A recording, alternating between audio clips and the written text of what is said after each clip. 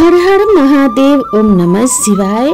नमस्कार दोस्तों, आप सभी श्रोताओं को सावन सोमवार की हार्दिक शुभकामनाएं। भगवान भोलेनाथ की कृपा आप सभी भक्तों पर सदा सर्वदा बनी रहे, इसी मंगल कामना से आज के वीडियो का शुभारंभ करती हूँ। आज सावन मास का चौथा सोमवार है और कहते हैं कि इस दिन भगवान शिव और देवी पार्वती की कथा एवं सावन सोमवार के व्रत की कथा को सुनने से अनंत शुभ फलों की प्राप्ति होती है। साथ ही मनुष्यों के सभी पाप और संकट कट जाते हैं तथा मनोकामनाओं की भी पूर्ति होती है। तो आज मैं आप सभी श्रोताओं को सुना रही हूँ सावन सोमवार के दिन सुनी जाने वाली भगवान शिव और माता पार्वती की बड़ी ही दुर्लभ कथा। तो इस कथा को पूरी श्रद्धा और प्रसन्न चित्त मन से पूरा अवश्य सुनिएगा। आधी अधूरी कथा को सुनने से पूर्ण फल प्राप्त नहीं होता। तो एक बार प्रेम से बोलिए हर हर महादेव, माता पार्वती की जय। एक गांव में भगवान शिव का परम भक्त ब्राह्मण पंडित रहता था। पंडित जी जब तक रोज सुबह ब्रह्म मुहूर्त में उठकर नित्य कर्मों से निवृत्त होने के पश्चात भगवान शंकर का पूजन नहीं कर लेते थे, तब तक उन्हें चैन नहीं पड़ता था। जो कुछ भी दान दक्षिणा में आ जाता उसी से पंडित जी अपना गुजारा किया करते थे और दयालु इतने थे कि जब भी कोई जरूरतमंद मिल जाता तो अपनी क्षमता के अनुसार उसकी सेवा जरूर करते थे। इस कारण शिव जी के परम भक्त ब्राह्मण देवता गरीबी का जीवन व्यतीत कर रहे थे। पंडित जी की इस दानी प्रवृत्ति से उनकी पत्नी उनसे चिढ़ती तो थी, किंतु उनकी भक्ति परायणता को देखकर उनसे अत्यधिक प्रेम भी करती थी। इसीलिए वह कभी भी उनका अपमान नहीं करती थी। साथ ही अपनी जरूरत का धन वह पास पड़ोस में मजदूरी करके जुटा लेती थी। एक समय ऐसा आया जब मंदिर में दान दक्षिणा कम आने लगी, जिससे पंडित जी को आर्थिक तंगी का सामना करना पड़ा। घर की मूल आवश्यकताओं की पूर्ति नहीं होने के कारण ब्राह्मणी दुखी रहने लगी और इसी तरह दिन बीतने लगे। एक दिन महाशिवरात्रि का दिन आया और उस दिन भी पंडित जी हमेशा की तरह ब्रह्म मुहूर्त में उठकर नित्य कर्मों से निवृत्त होने के लिए नदी की ओर चल दिए। संजोग से उस समय उस राह से पार्वती जी और शिव जी गुजर रहे थे। अचानक से पार्वती जी की नजर उस ब्राह्मण पर पड़ी। आज पंडित जी महाशिवरात्रि को लेकर इतने उत्साहित नहीं थे जितने कि अक्सर हुआ करते थे। पार्वती जी को बात समझते देर नहीं लगी और उन्होंने शिव जी से कहा कि हे भगवान, यह ब्राह्मण देवता प्रतिदिन आपकी उपासना करते हैं, फिर भी आपको इसकी चिंता नहीं है। पार्वती जी की बात सुनकर शिव जी बोले, देवी, अपने भक्तों की चिंता मैं नहीं करूंगा तो कौन करेगा। भगवान शिव की ऐसी बातें सुनकर पार्वती जी बोली कि हे देव, अगर ऐसा है तो आपने अब तक इसकी सहायता क्यों नहीं की। तब शिव जी बोले कि हे देवी, आप निश्चिंत रहिए। अब तक उसने जितने बेलपत्र शिवलिंग पर चढ़ाए हैं वही बेलपत्र आज रात्रि में उसे धनपति बना देंगे। यह बातचीत करके पार्वती जी और शिव जी तो चल दिए, किंतु संयोग देखिए, उसी समय उस राह से एक व्यापारी गुजर रहा था। उसने छुपकर शिव जी और पार्वती जी की संपूर्ण वार्तालाप को सुन लिया। व्यापारी ने अपना दिमाग चलाया और मन ही मन विचार करने लगा कि अगर बेलपत्र से ब्राह्मण धनपति हो सकता है तो फिर मैं क्यों नहीं हो सकता। यही सोचकर वह ब्राह्मण के घर पहुंच गया और ब्राह्मण से बोला, पंडित जी, आपने अब तक जितने भी बेल पत्र शिव जी के पूजन में चढ़ाया है वह सब मुझे दे दीजिए। बदले में मैं आपको 100 स्वर्ण मुद्राएं दूंगा। पंडित जी ने अपने पत्नी से पूछा तो वह बोली, पुण्य का दान ठीक तो नहीं है, किंतु हमें धन की भी जरूरत है, इसीलिए दे दीजिए। पंडित जी ने सारे बेल पत्र बोरे में भरकर सेठ जी को दे दिए। बेल पत्रों का बोरा लेकर सेठ जी पहुंच गए मंदिर और शिवलिंग पर चढ़ाकर देखने लगे कि कब भगवान शिव कृपा करेंगे और कब वह धनपति बन जाएगा। प्रतीक्षा करते करते सेठ जी को आधी रात हो गई। सेठ जी चमत्कार देखने के लिए बहुत उतावले हो रहे थे। अंत में तीसरा पहर गुजरने के बाद सेठ जी के सबर का बांध टूट गया और क्रोध में आकर सेठ जी शिवलिंग को झकझोरने लगे। फिर अचानक चमत्कार हुआ और सेठ जी के हाथ शिवलिंग से ही चिपके रह गए। उन्होंने बहुत प्रयास किया किंतु हाथ हिले तक नहीं। थक हार कर सेठ जी शिव जी से क्षमा याचना करने लगे तो शिव जी बोले कि हे लोभी सेठ, जिस ब्राह्मण से तूने यह बेलपत्र खरीदे हैं उसे 1000 स्वर्ण मुद्राएं दे, तब जाकर तेरे हाथ छूटेंगे। प्रातः काल जब पंडित जी पूजन के लिए आए तो उन्होंने देखा कि सेठ जी के हाथ शिवलिंग से चिपके हुए हैं और सेठ जी रो रहे हैं। उन्होंने पूछा तो सेठ बोला, पंडित जी, शीघ्रता से मेरे बेटे को 1000 स्वर्ण मुद्राएं लेकर मंदिर आने को कहिए। पंडित जी ने सेठ के बेटे को बुलाया और सेठ ने वह स्वर्ण मुद्राएं ब्राह्मण को दिलवा दिए। तब कहीं जाकर सेठ के हाथ शिवलिंग से छूटे। एक दिन पार्वती जी शिव जी से पूछती हैं कि हे नाथ, आपने अब तक अपने भक्त को कोई धन नहीं दिया। शिव जी बोली, देवी, मेरे पास कहाँ है धन जो मैं दूंगा, किंतु मेरा भक्त अब गरीब नहीं है, यह तुम स्वयं देख लो। जैसी कृपा भगवान शिव ने ब्राह्मण के ऊपर करी वैसी ही कृपा हम सभी भक्तों के ऊपर करना। इस कथा को सुनने वाले और इस कथा को सुनकर हुंकारा भरने वाले सभी का कल्याण करना।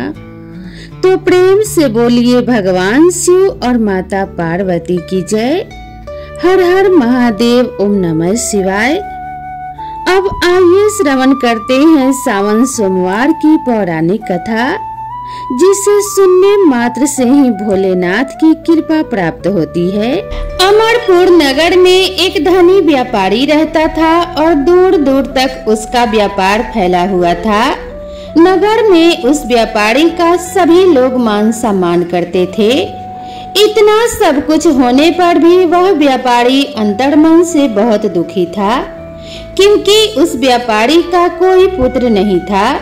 दिन रात उसे एक ही चिंता सताती रहती थी कि उसकी मृत्यु के बाद इतने बड़े व्यापार और धन संपत्ति को कौन संभालेगा। पुत्र पाने की इच्छा से वह व्यापारी प्रत्येक सोमवार भगवान शिव की व्रत तथा पूजा किया करता था। साया काल को व्यापारी शिव मंदिर में जाकर भगवान शिव के सामने घी का दीपक जलाया करता था। उस व्यापारी की भक्ति देखकर एक दिन देवी पार्वती ने भगवान शिव से कहा कि हे प्राणनाथ, यह व्यापारी तो आपका सच्चा भक्त है। कितने दिनों से यह सोमवार का व्रत और पूजा नियमित कर रहा है। हे प्रभु, आप इस व्यापारी की मनोकामना को अवश्य पूर्ण करें। भगवान शिव ने मुस्कुराते हुए कहा कि हे पार्वती, इस संसार में सबको उसके कर्म के अनुसार फल की प्राप्ति होती है। प्राणी जैसा कर्म करते हैं उन्हें वैसा ही फल प्राप्त होता है। इसके बावजूद भी पार्वती जी नहीं मानी। उन्होंने भगवान भोलेनाथ से आग्रह करते हुए कहा कि नहीं प्राणनाथ, आप आपको इस व्यापारी की इच्छा पूरी करनी ही पड़ेगी, क्योंकि यह आपका अनन्य भक्त है। प्रत्येक सोमवार आपका विधिवत व्रत रखता है और पूजा अर्चना के बाद आपको भोग लगाकर ही एक समय भोजन ग्रहण करता है। आपको इससे पुत्र प्राप्ति का वरदान देना ही होगा। देवी पार्वती का इतना आग्रह देखकर भगवान शिव ने कहा कि हे देवी, तुम्हारे आग्रह पर मैं इस व्यापारी को पुत्र प्राप्ति का वरदान देता हूँ, लेकिन इसका पुत्र 16 वर्ष से अधिक जीवित नहीं रहेगा। उसी रात भगवान शिव ने स्वप्न में उस व्यापारी को दर्शन देकर उसे पुत्र प्राप्ति का वरदान दिया और उसके पुत्र के 16 वर्ष तक जीवित रहने की बात भी बताई। भगवान के वरदान से व्यापारी को खुशी तो हुई, लेकिन पुत्र की अल्पायु होने की चिंता ने उस खुशी को नष्ट कर दिया। व्यापारी पहले की तरह ही सोमवार का विधिवत व्रत करता रहा। कुछ महीने पश्चात उसके घर अति सुंदर पुत्र का जन्म हुआ। पुत्र जन्म से व्यापारी के घर में खुशियां भर गई। बहुत ही धूमधाम से पुत्र का जन्म समारोह मनाया गया। व्यापारी को पुत्र जन्म की अधिक खुशी नहीं हुई, क्योंकि उसे पुत्र की अल्पायु के रहस्य का पता था। उस व्यापारी के अलावा यह रहस्य घर में किसी को मालूम नहीं था। विद्वान ब्राह्मणों ने उस पुत्र का नाम अमर रखा। जब अमर 12 वर्ष का हुआ तो शिक्षा प्राप्ति के लिए उसे वाराणसी भेजने का निश्चय हुआ। व्यापारी ने अमर के मामा दीपचंद को बुलाया और कहा कि अमर को शिक्षा प्राप्त करने के लिए वाराणसी छोड़ आओ। अमर अपने मामा के साथ शिक्षा प्राप्त करने के लिए चल दिया। रास्ते में जहाँ भी अमर और दीपचंद रात्रि विश्राम के लिए ठहरते वहीं यज्ञ करते और ब्राह्मणों को दान दक्षिणा देते और भोजन कराते थे। लंबी यात्रा के बाद अमर और दीपचंद एक नगर में पहुँचे। उस नगर के राजा की कन्या के विवाह के खुशी में पूरे नगर को सजाया गया। निश्चित समय पर बारात आ गई, लेकिन वर का पिता अपने बेटे के एक आंख से काने होने के कारण बहुत चिंतित था। उसे इस बात का भय सता रहा था कि राजा को इस बारे में पता चल गया तो कहीं वह विवाह से इनकार न कर दे और इससे उसकी काफी बदनामी होगी। वर के पिता ने अमर को देखा तो उसके मस्तिष्क में एक विचार आया। उसने सोचा क्यों न इस लड़के को दूल्हा बनाकर राजकुमारी से विवाह करा दूं। विवाह के बाद इसको धन देकर विदा कर दूंगा और राजकुमारी को अपने नगर में ले जाऊंगा। वर के पिता ने इसी संबंध में अमर और दीपचंद से बात की। दीपचंद ने धन मिलने के लालच में वर के पिता की बात स्वीकार कर ली। अमर को दूल्हे के वस्त्र पहनाकर राजकुमारी चंद्रिका से विवाह करा दिया गया। राजा ने बहुत सा धन देकर राजकुमारी को विदा किया। अमर जब लौट रहा था तो सच नहीं छिपा सका और उसने राजकुमारी की ओढ़नी पर लिख दिया कि राजकुमारी चंद्रिका, तुम्हारा विवाह तो मेरे साथ हुआ था, लेकिन मैं तो वाराणसी में शिक्षा प्राप्त करने जा रहा हूँ। अब तुम्हें जिस नवयुवक की पत्नी बनना पड़ेगा वह एक आंख से काना है। अब राजकुमारी ने अपने ओढ़नी पर लिखा हुआ देखा और उसे पढ़ा तो उसने काने लड़के के साथ जाने से इनकार कर दिया। जब राजा को जानकारी मिली कि काने राजकुमार के साथ उसकी पुत्री का विवाह नहीं हुआ है तो राजकुमारी को महल में रख लिया। उधर अमर अपने मामा दीपचंद के साथ वाराणसी पहुंच गया। अमर ने गुरुकुल में पढ़ना शुरू कर दिया। जब अमर की आयु 16 वर्ष की पूरी हुई तो उसने एक यज्ञ किया। यज्ञ की समाप्ति पर ब्राह्मणों को भोजन कराया और खूब अन्न वस्त्र दान किए। रात को अमर अपने शयन कक्ष में सो गया। शिवजी के वरदान के अनुसार शयन अवस्था में ही अमर के प्राण पखेरु उड़ गए। सूर्योदय पर मामा अमर को मृत देखकर रोने पीटने लगा। आसपास के लोग भी एकत्र होकर दुख प्रकट करने लगे। मामा के रोने विलाप करने के स्वर समीप से गुजरते हुए भगवान शिव और माता पार्वती ने भी सुने। पार्वती जी ने भगवान से कहा कि हे प्राणनाथ, मुझसे इसके रोने के स्वर सहन नहीं हो रहे, आप इस व्यक्ति के कष्ट अवश्य दूर करें। भगवान शिव ने पार्वती जी के साथ अदृश्य रूप में समीप जाकर अमर को देखा तो पार्वती जी से बोले कि हे देवी, यह तो उसी व्यापारी का पुत्र है जिसे मैंने 16 वर्ष की आयु का वरदान दिया था। इसकी आयु तो पूरी हो गई है। पार्वती जी ने फिर भगवान शिव से निवेदन किया कि हे प्राणनाथ, आप इस लड़के को जीवित करें, नहीं तो इसके माता पिता पुत्र की मृत्यु के कारण रो रो कर अपने प्राणों का त्याग कर देंगे। इस लड़के का पिता तो आपका परम भक्त है, वर्षों से सोमवार का व्रत करते हुए आपको भोग लगा रहा है। देवी पार्वती के आग्रह करने पर भगवान शिव ने उस लड़के को जीवित होने का वरदान दिया। भगवान शिव के आशीर्वाद से कुछ ही पल में वह जीवित होकर उठ बैठा। शिक्षा समाप्त करके अमर अपने मामा के साथ अपने नगर को चल दिया। दोनों चलते हुए उसी नगर में पहुँचे जहाँ अमर का विवाह हुआ था। उस नगर में भी अमर ने यज्ञ का आयोजन किया। समीप से गुजरते हुए नगर के राजा ने यज्ञ का आयोजन देखा तो राजा ने अमर को तुरंत ही पहचान लिया।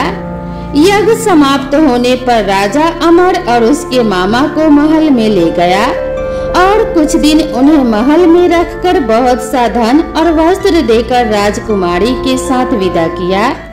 रास्ते में सुरक्षा के लिए राजा ने बहुत से सैनिकों को भी साथ भेजा।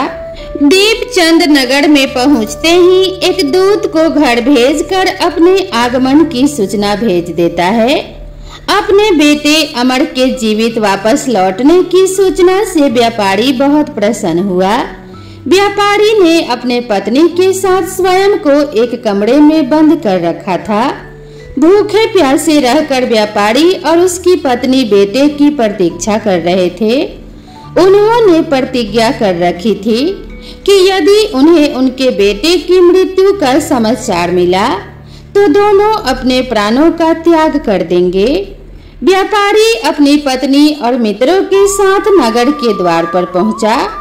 अपने बेटे के विवाह का समाचार सुनकर और पुत्रवधू राजकुमारी चंद्रिका को देखकर व्यापारी की खुशी का कोई ठिकाना न रहा।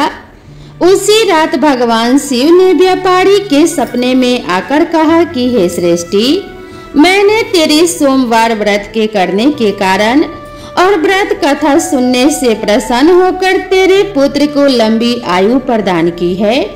भगवान शिव की बातें सुनकर व्यापारी सपने में ही बहुत प्रसन्न हुआ। सोमवार का व्रत करने से व्यापारी के घर में खुशियां लौट आई। शास्त्रों में लिखा है कि जो स्त्री पुरुष सोमवार का विधिवत व्रत करते हैं और व्रत की कथा को सुनते हैं, उनकी सभी इच्छाएं पूरी होती है। तो एक बार प्रेम से बोलिए हर हर महादेव, माता पार्वती की जय। अब आइए श्रवण करते हैं भोलेनाथ की दुर्लभ कथा। यह कथा शिव पुराण में वर्णित है। शिव पुराण में कहा गया है कि जो भी भक्त सावन में इस कथा को शांत मन और भक्ति भाव से सुनता है तो उसके जन्मों का दुख दारिद्र्य समाप्त हो जाता है।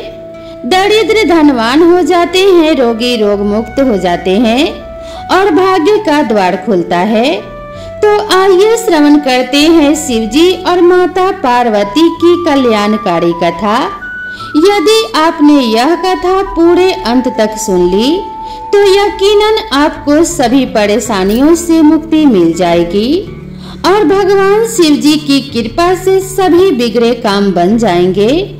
इसीलिए इस कथा को पूरे मन से पूरा अवश्य सुने, क्योंकि कथा को पूरा सुनने से ही लाभ मिलता है और जो भी कथा को बीच में छोड़ता है उसे पाप का भागी बनना पड़ता है। कथा को आधा अधूरा छोड़ने से भगवान भोलेनाथ और माता पार्वती का अपमान होता है। शिव पुराण के अनुसार एक गांव में एक गरीब ब्राह्मण अपने पत्नी पुत्र के साथ रहता था। उसके पुत्र का नाम सोमदत्त था। वह गरीब बूढ़ा ब्राह्मण नित्य प्रति शिव जी को जल चढ़ाया करता था और उसकी पत्नी ब्राह्मणी को यह सब बिल्कुल भी पसंद नहीं था। प्रिय भक्तों, दरअसल ब्राह्मणी पहले बहुत पूजा पाठ करती थी और व्रत उपवास सब कुछ करती थी। इतना सब कुछ करने के बाद भी उसकी गरीबी दूर नहीं हो रही थी। जब ब्राह्मण जवान था तो कहीं से कथा सुनाकर पूजा पाठ करके दक्षिणा लाता था, तो उसी से उन सब का गुजारा होता था। फिर भी ब्राह्मणी इस आस में पूजा पाठ करती थी कि कभी ना कभी उसकी गरीबी दूर होगी, किंतु उसके पूजा पाठ का कोई फल नहीं मिला। अब तो ब्राह्मण बूढ़ा हो गया था। उसमें इतनी भी शक्ति नहीं थी कि वह कहीं गांव-गांव में जाकर कथा कराए। वह बीमार रहने लगा। घर में कमाने वाला कोई भी नहीं था। ब्राह्मण का बेटा सोमदत्त गुरुकुल में पढ़ा करता था। जब ब्राह्मणी के घर में खाने के लाले पड़ गए तो वह गुस्से में पूजा पाठ करना छोड़ देती है और ब्राह्मण को भी पूजा पाठ करने से मना करने लगती है और कहती है कि भोलेनाथ और अन्य देवी देवताओं की पूजा करते करते जवानी से बुढ़ापा आ गया, लेकिन भगवान ने हमारी गरीबी दूर नहीं की। उल्टा अब तो दाने दाने को मोहताज हो गए हैं। अरे मेरी ही मति मारी गई थी कि मैंने दिन रात उपवास और व्रत किया, जब तब में अपने शरीर को सुखा दिया। अब क्या देगा तुम्हारा शिव जो तुम शिवलिंग पर जल चढ़ाया करते हो। प्रिय श्रोताओं, ब्राह्मणी की बातों को सुनकर ब्राह्मण कुछ नहीं कहता था, क्योंकि उसे तो अपने आराध्य भोलेनाथ पर पूरा विश्वास था। अब ब्राह्मण का बेटा अपनी शिक्षा पूरी करके गुरुकुल से वापस अपने घर आ गया और अपने माता पिता की सेवा करने लगा। एक दिन की बात है, सोमदत्त शिव मंदिर में अपने पिता के साथ पूजा पाठ कर रहा था और वहीं पर शिव भक्तों को कथा सुनाने लगा। वह कहता है कि जो भक्त भगवान शिव की कथा को सुनते हैं, उनके मन में जो इच्छा रहती है भोलेनाथ उनकी मनोकामना अवश्य पूरी करते हैं।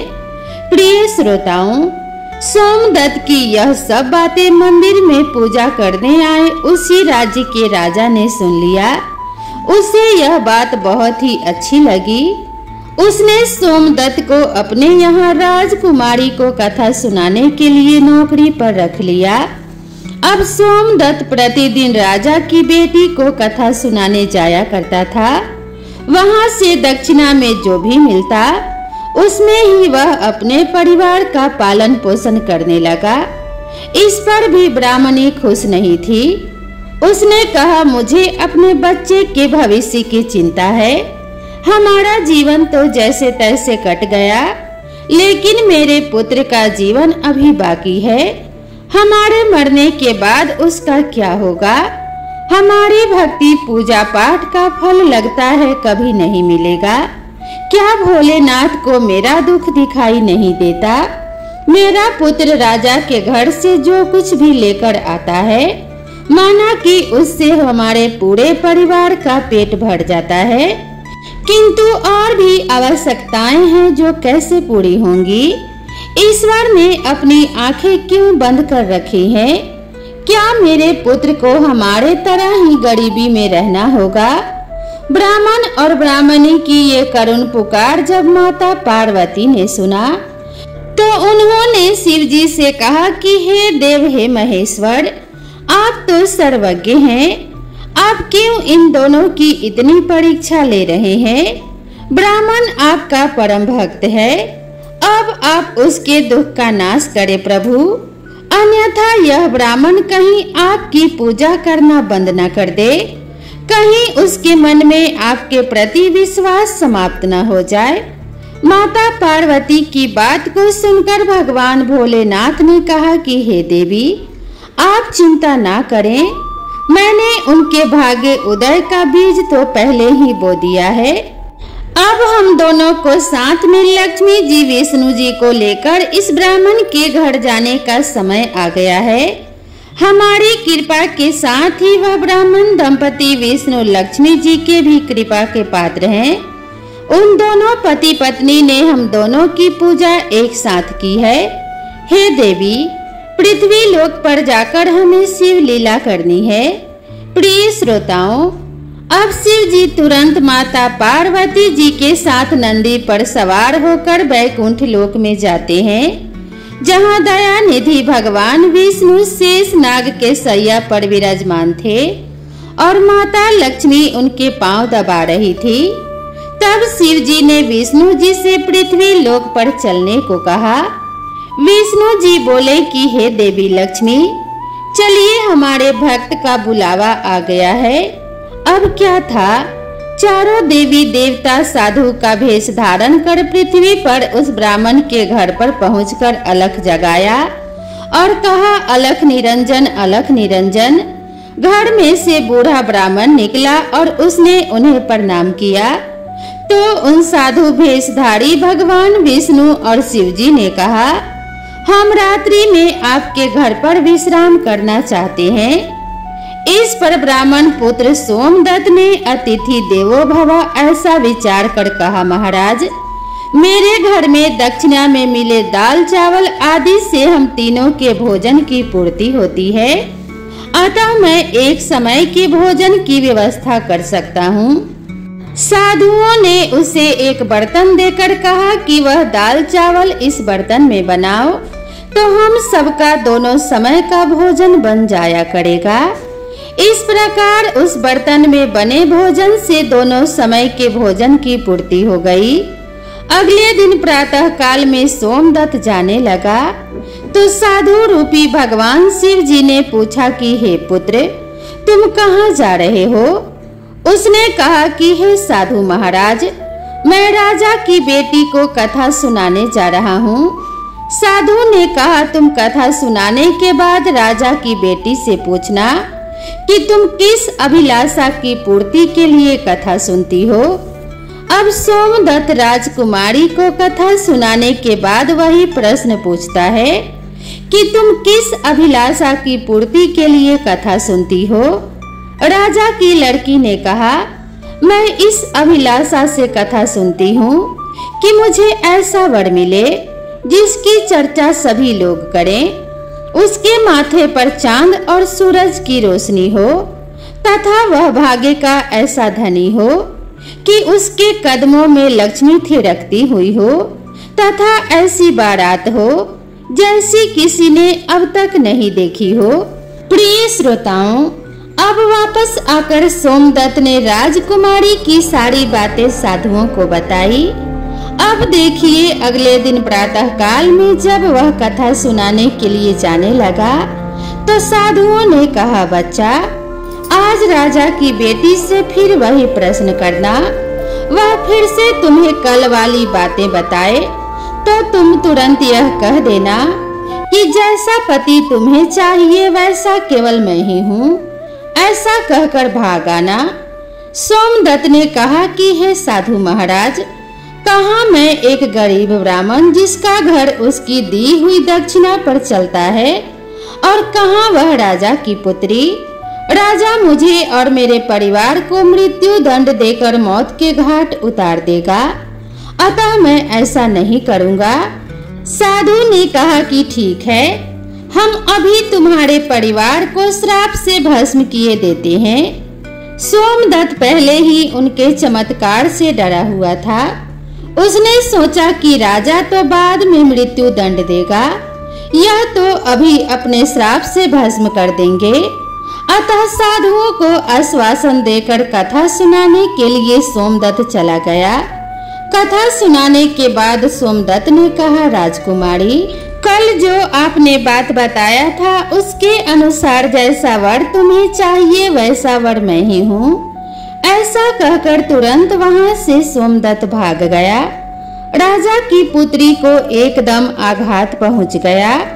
उसने दासी के द्वारा अपने पिताजी को बुलाकर सब बात बताई। राजा ने आश्वासन दिया कि उस उदंड ब्राह्मण को उसकी सजा जरूर मिलेगी। राजा ने तुरंत अपने मंत्रियों से विचार विमर्श किया। एक वरिष्ठ मंत्री ने कहा, महाराज, उसने अपराध तो फांसी दिए जाने वाला ही किया है, परंतु वह एक ब्राह्मण है। उसे फांसी देने पर एक ब्राह्मण की हत्या का पाप लगेगा। कुछ ऐसा किया जाए कि वह दंडित भी हो जाए और ब्राह्मण हत्या का पाप भी ना लगे। काफी विचार विमर्श करने के बाद तय हुआ कि शादी का निमंत्रण पत्र कुछ शर्तों के साथ भिजवाया जाए। राजा ने शर्तों वाला निमंत्रण पत्र लिखकर अपने नौकर के हाथ सोमदत्त के पिता के पास भिजवा दिया। उधर सोमदत्त ने घर पहुंचकर साधुओं को बताया कि आपके कहे अनुसार कहने पर राजकन्या बहुत क्रोधित हो गई।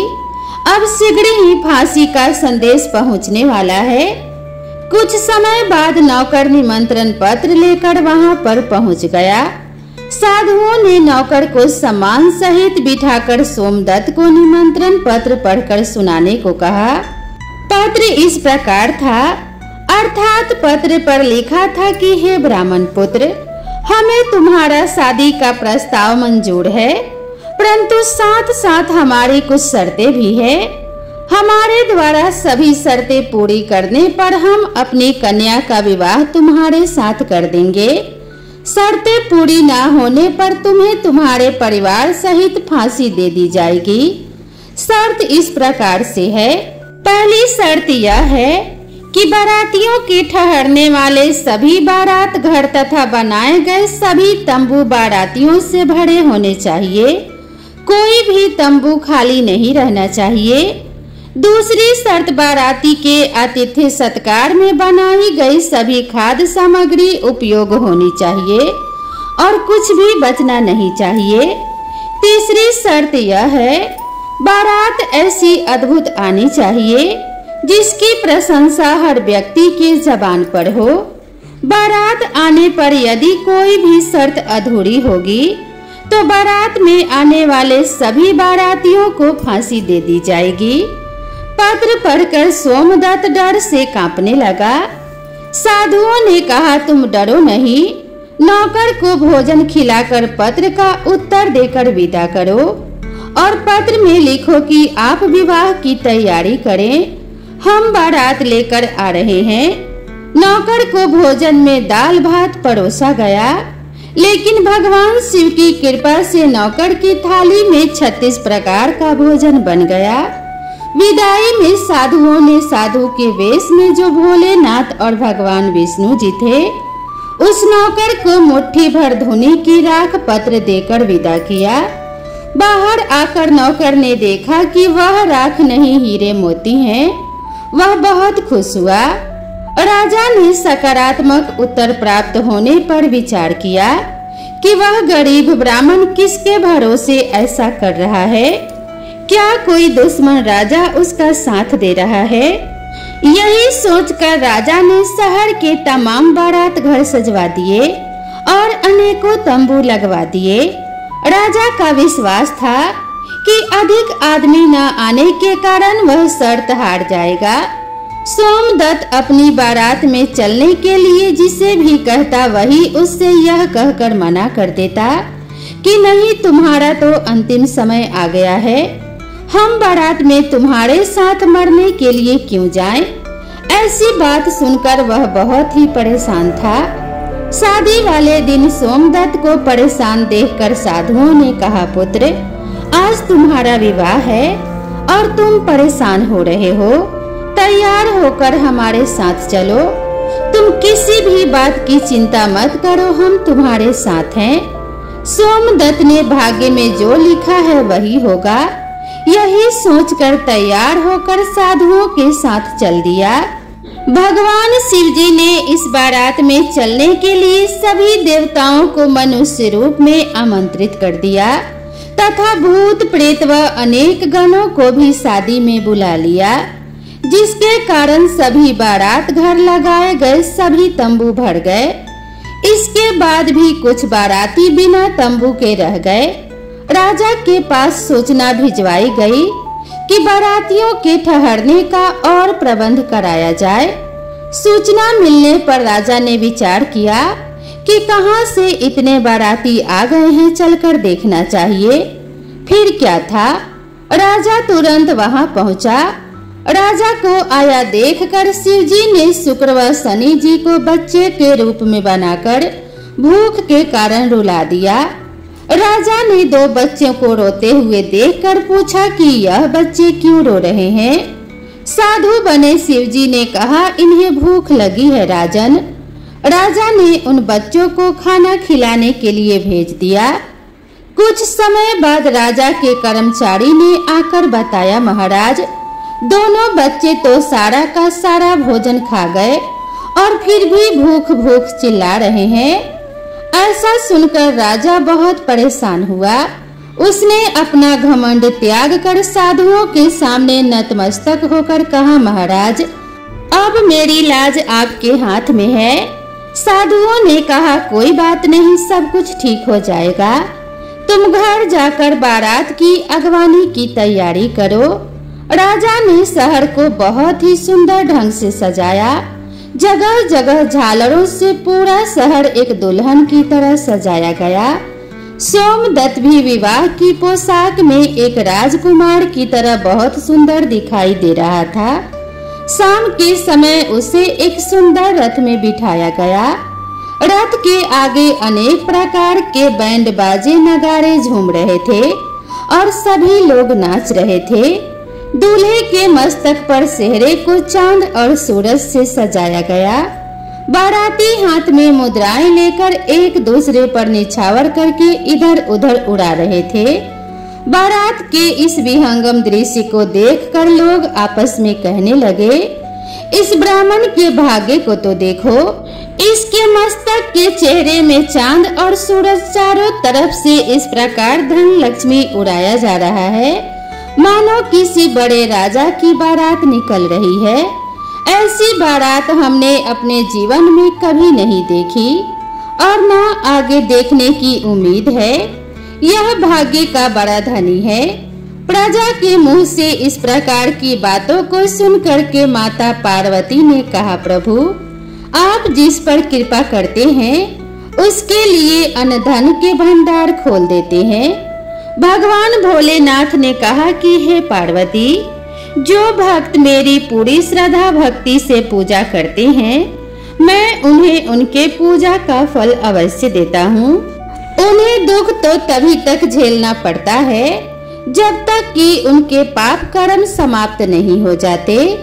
पुण्य कर्म जैसे ही उदय होते हैं उनके भाग्य के दरवाजे खुल जाते हैं और जो भक्त सावन में हमारी कथाओं को सुनता है उन्हें भी राजकुमारी की तरह ही फल प्राप्त होता है। राजकुमारी ने प्रतिदिन भगवान शिव जी की कथाएं सुनी। उसने मन में जो भी कामना की उससे वह मिला।